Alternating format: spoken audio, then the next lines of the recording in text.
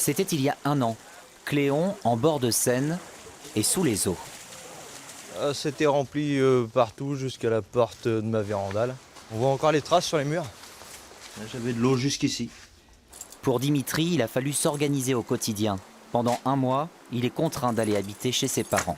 Chaque jour, je venais voir la marée si ça montait plus, si je pouvais sauver d'autres trucs. J'habite ici depuis que je suis né, j'ai 30 ans. Les inondations, j'en ai connu 5-6 et ça faisait 18 ans que c'était pas monté comme ça, autant. Quoi.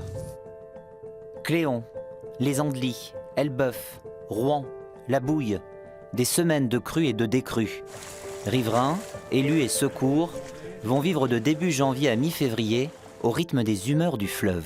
Les inondations, vous savez, c'est terrible. On se donne du mal pour que ça soit propre et puis en rien de temps, tout est... On est assez habitué quand même à voir cette montée d'eau à fleur du terrain de l'entreprise. Mais c'est vrai que là, c'est quand même assez particulier quand même.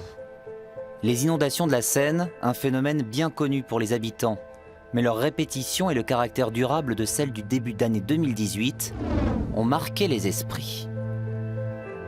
Le courant était extrêmement fort ici pour avancer, je me rappelle. Et il a fallu donc purger tous les compteurs à gaz. C'était vraiment monté très très haut, jusque-là. Heureusement, il n'y a pas eu de record battu, mais bon, 1910, c'était quand même nettement plus haut. C'était très très impressionnant.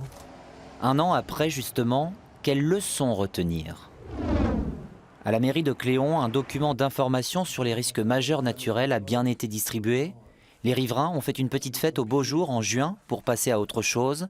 Mais d'une certaine manière, un sentiment de résignation domine. Nous sommes équipés aussi de barques, de matériel, de façon à ce que la prochaine fois, nous soyons peut-être encore plus réactifs, même si, comme je l'ai dit, la nature est beaucoup plus forte que l'homme.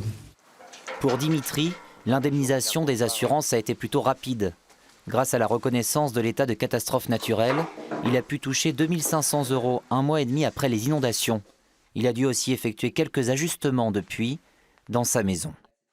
J'ai même surélevé mon dressing avec des pieds.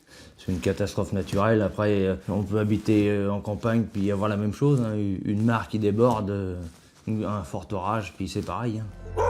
Aujourd'hui, il est interdit de construire des maisons en zone inondable.